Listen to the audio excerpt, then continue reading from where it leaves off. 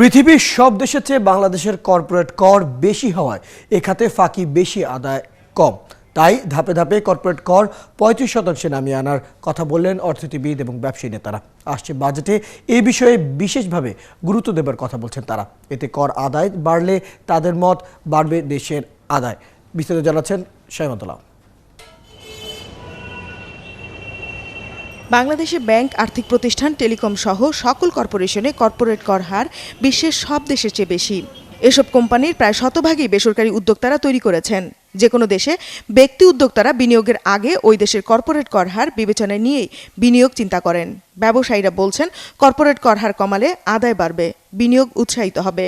যেহেতু হারটা অনেক বেশি, সেই হারে এক ধরনের অসাধু ব্যবসায়ী এবং সরকারি ট্যাক্স কর্মকর্তা তাদের যোগসাজশে প্রচুর একটা 2/3 লোক ট্যাক্স দিচ্ছেন না, যারা ট্যাক্স দেওয়ার উপযোগী। কারণ এই হয়রানির থেকে তারা রেহাই চান। আমি মনে করি ট্যাক্স রেট যদি কম হয়, ট্যাক্স দাতার সংখ্যা বাড়বে। ফিনান্সিয়াল ইনস্টিটিউটের কিছু তো কমিয়েছে, ধরেন যেখানে 45 ছিল সেখানে এসে ব্যাঙ্কগুলোতে 42-তে এসছে। কিন্তু আমি মনে করি কর্পোরেট কর এখনও অনেক কমানো উচিত। এতে করে কি জানেন, কর্পোরেট করটা যখন অ্যাড করা হয়, এই অ্যাড কিন্তু টোটাল আলটিমেটলি এসে সব ব্যবসা বাণিজ্যের মধ্যে এসে পড়ে, কিন্তু মানুষ কিন্তু কস্টগুলি এভাবে করে। এই অর্থনীতিবিদ বলছেন, কর্পোরেট কর হারের ক্ষেত্রে বজ্র আটুনি, ফসকা গেরো নীতি বাংলাদেশে। করের হার অনেক, কিন্তু আদায় কম। গেল অর্থ বছরে শুধু ব্যাংক ও আর্থিক প্রতিষ্ঠানের জন্য কর্পোরেট কর কিছু কমানো হয়েছিল। এটি সার্বজনীন করার কথা বললেন তিনি।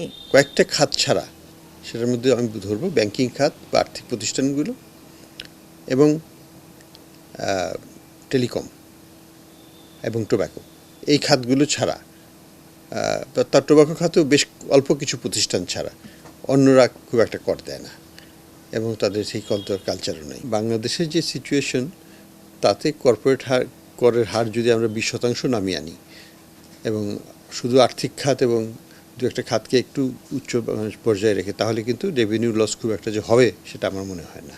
দক্ষিণ এশিয়ার দেশগুলোর মধ্যে ভারতে কর্পোরেট কর হার 30%, শ্রীলঙ্কায় 28%, পাকিস্তানে 25 থেকে 35%, আফগানিস্তানে 20%। শামিমা দোলা, 71, ঢাকা।